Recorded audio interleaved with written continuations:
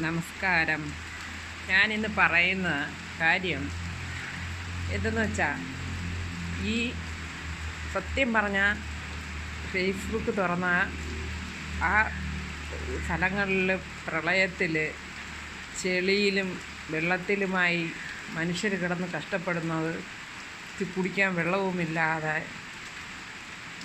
തലചായ്ക്കാൻ ഒരിടമില്ലാതെ, വാരിയും കെട്ടിയും ഇന്നലെ വരെ സമ്പാദിച്ചത് എല്ലാം വെള്ളത്തിൽ ഒഴുകിപ്പോവുകയും കഷ്ടപ്പെട്ട് ഒരുക്കി കൂട്ടിയതെല്ലാം പഠിച്ച സർട്ടിഫിക്കറ്റുകളും റേഷൻ കാർഡുകളും ആധാർ കാർഡ് വേണ്ടെന്നുള്ള രേഖകളെല്ലാം മണ്ണിൻ്റെ അടിയിലായിപ്പോവുകയും വേണ്ടപ്പെട്ടവരെല്ലാം മണ്ണിൻ്റെ അടിയിലായിപ്പോവുകയും ചെയ്തിട്ട് ഒറ്റപ്പെട്ടു പോകുന്ന മക്കളും ഒറ്റപ്പെട്ടു പോകുന്ന ഭാര്യമാരും ഒറ്റപ്പെട്ടു പോകുന്ന ഭർത്താക്കന്മാരും ഒരുപാട് പേര് സത്യം പറഞ്ഞാൽ നെഞ്ച് പൊട്ടുന്ന ഒരു സംഭവമാണ് അത് കാണുന്നത്. എത്ര കാലം കഷ്ടപ്പെട്ട് ഉണ്ടാക്കിയതാണ് ആ മണ്ണിൻ്റെ അടിയിൽ പോയത്, നഷ്ടപ്പെട്ടത്. ആ അമ്മമാരെ ചങ്ക് എന്തുമാത്രം പറഞ്ഞു പോവുകയായിരിക്കും. നമ്മൾ ഒരു കിടക്കാട ഉണ്ടാക്കാനായിട്ട് എന്തുമാത്രം നമ്മൾ കഷ്ടപ്പെടുന്നുണ്ട്. ലോണുകളെടുത്തും കടങ്ങൾ വാങ്ങിച്ചും ഒക്കെയാണ് ഒരു കിടക്കാട ഉണ്ടാക്കാൻ വേണ്ടി ഓരോരുത്തർ കിടന്ന് കഷ്ടപ്പെടുന്നത്. അത് ഒരു നിമിഷം കൊണ്ട് കണ്ണടച്ച് തുറക്കും മുമ്പേ അത് നഷ്ടപ്പെടണമെന്ന് വെച്ചാൽ ചങ്ക് പറഞ്ഞു പോകുന്ന ഒരു കാര്യമാണ്. ചില നേരം നമ്മൾ ആ പറഞ്ഞ് ഇത് പോകുമ്പം കൈവിട്ടെല്ലാം പോകുമ്പം വിചാരിക്കുക ആ മണ്ണിൻ്റെ അടിയിൽ നമ്മളും അങ്ങ് പോയാൽ എന്തെന്ന്. അത്രയ്ക്ക് വേദന ഒരു കാര്യമാണ് ഇപ്പോൾ ഈ നടന്നുകൊണ്ടിരിക്കുന്ന ഈ പ്രകൃതിക്ഷോഭം. എനിക്കറിയില്ല, ഇത്രയും വർഷകാലങ്ങളിൽ ഇങ്ങനെ ഒരു സംഭവം ഉണ്ടായിട്ടില്ല.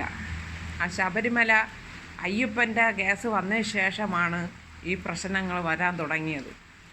അപ്പം ചോദിക്കും അതുവരെ ഇപ്പോഴും അയ്യപ്പ അവിടെ ഇല്ലേന്ന് ചോദിക്കും. പിന്നെ കളിയാക്കുന്നവർ വേണം ചോദിക്കും അയ്യപ്പ അവിടെ ഇല്ലേന്ന്. ഇല്ല, നിങ്ങൾ നല്ലവണ്ണം ഒന്ന് ആലോചിച്ച് നോക്ക്. ഇത്രയും വർഷങ്ങളായി ഇത്രയും പ്രളയവും ഇങ്ങനെ ഒരു സംഭവവും എൻ്റെ ജീവിതത്തിലില്ല, ഞാൻ കണ്ടിട്ടുമില്ല, ഞാൻ അറിഞ്ഞിട്ടുമില്ല. പക്ഷേ ഇത്രമാത്രം ദുരന്തം നടക്കുന്നത് ഇപ്പം ഈ ഒരു 5-6 വർഷങ്ങൾക്ക് ശേഷമാണ് ഇങ്ങനെ ഓരോ ദുരന്തങ്ങൾ ഇങ്ങനെ വന്നുകൊണ്ടിരിക്കുന്നത്.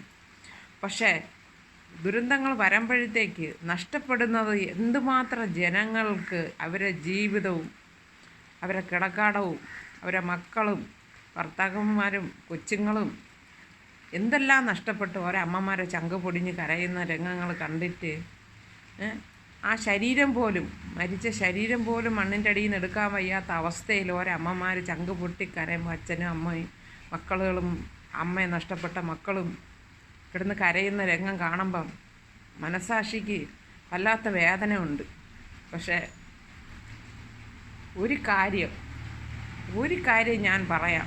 എനിക്ക് മനസ്സിന് അത്ര വേദന ഉള്ളതുകൊണ്ട് ഞാൻ നിങ്ങളോട് പറയാം. നിങ്ങൾ ഇതിന് എന്തൊരു കമൻ്റ് ഇട്ടാലും എനിക്കത് വിഷയമല്ല. ഒരു കാര്യം നിങ്ങൾ ഓർക്കുക. നിങ്ങൾ ഏത് ഭരണക്കാരായിരുന്നാലും ശരി തന്നെ, പൊന്നു സാറന്മാരെ, ആർക്ക് നിങ്ങൾ സഹായം ചെയ്തില്ലെങ്കിലും അവർക്ക് നിങ്ങൾ സഹായം ചെയ്യണം. നിങ്ങൾ എന്ത് സഹായം അവർക്ക് നിങ്ങൾ ചെയ്യണം. ആർക്ക് ചെയ്തില്ലെങ്കിലും നിങ്ങൾ അവർക്ക് വേണ്ടി ഒരു സഹായം നിങ്ങൾ ചെയ്യണം. സാറേ, സതീഷ് സാറേ, ഈ വീഡിയോ സതീഷ് സാർ കേൾക്കുന്നുണ്ടെങ്കിൽ ആർക്കും നിങ്ങൾ ഒരു സഹായം ചെയ്തില്ലെങ്കിലും നിങ്ങൾ ഇവർക്ക് നിങ്ങൾ സഹായം ചെയ്യണം. ആ ചെളിയിലും വെള്ളത്തിലും ഇന്ന് വരെ എത്ര വർഷം കൊണ്ട് ഓരോന്നും ഉണ്ടാക്കി വെച്ച ഓരോ മുതലുകൾ മണ്ണിൻ്റെ അടിയിൽ വെള്ളത്തിൻ്റെ അടിയിൽ പോയി കിടന്ന് കഷ്ടപ്പെടുന്ന അമ്മമാർ നെഞ്ചു പൊട്ടി കരയുന്ന ഒരവസ്ഥ അത് അവരവർക്ക് വരുമ്പോഴേ അത് അവരവർക്ക് മനസ്സിലാവുള്ളൂ. ഒരാൾക്ക് ഒരാപത്ത് വരുമ്പം മറ്റുള്ളവർക്ക് പറയുമ്പോൾ അത് മനസ്സിലാവില്ല. പക്ഷേ അത് അവനവന് വരണം, അപ്പോഴേ നമുക്ക് മനസ്സിലാവുള്ളൂ. നമ്മളെ ഈ തിരുവനന്തപുരത്ത് ഇതുപോലൊരു പ്രളയം വരണം, അപ്പോഴേ മനസ്സിലാവുള്ളൂ ഒരു മനുഷ്യരെന്ത് മാത്രം കിടന്ന് കഷ്ടപ്പെടണം. അതിൻ്റെ ഇടയിൽ പാമ്പ്, ഇഴജന്തുക്കളെ തങ്ങളെ ഉപദ്രവിക്കുന്നതിൻ്റെ കഷ്ടപ്പാടുകൾ വളരെ കഷ്ടപ്പെടുകയാണ്.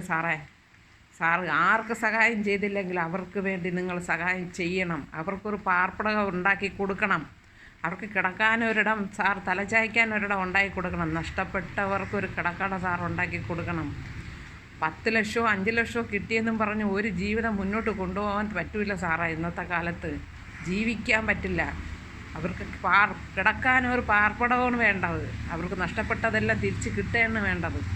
എല്ലാം ഇപ്പം നഷ്ടപ്പെട്ട എല്ലാം തിരിച്ച് കിട്ടത്തില്ല. അച്ഛൻ നഷ്ടപ്പെട്ടവർക്ക് കിട്ടത്തില്ല, അമ്മ നഷ്ടപ്പെട്ടവർക്ക് കിട്ടത്തില്ല, സഹോദരർ നഷ്ടപ്പെട്ടവർക്ക് കിട്ടത്തില്ല, അതൊന്നും കിട്ടത്തില്ല. പോയത് നഷ്ടപ്പെട്ടത് തന്നെ.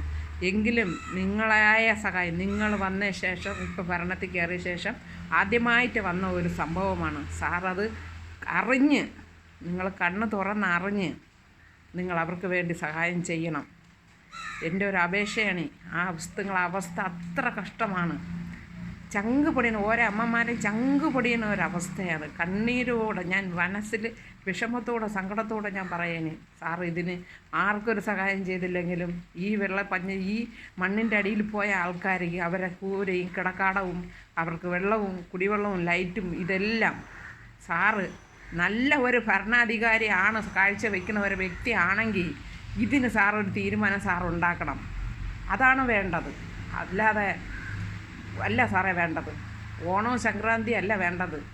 ഈ കഷ്ടപ്പെട്ടവർക്ക്, ഈ വെള്ളത്തിൻ്റെ അടിയിൽ കിടന്ന് അനുഭവിക്കുന്നവർക്ക് സാറ് ഒരു എത്രയും പെട്ടെന്ന് സാറ് ഇതിനൊരു തീരുമാനം ഉണ്ടാക്കണേ സാറേ. അതാണ് സാറ് ചെയ്യേണ്ട ഏറ്റവും വലിയ സഹായം.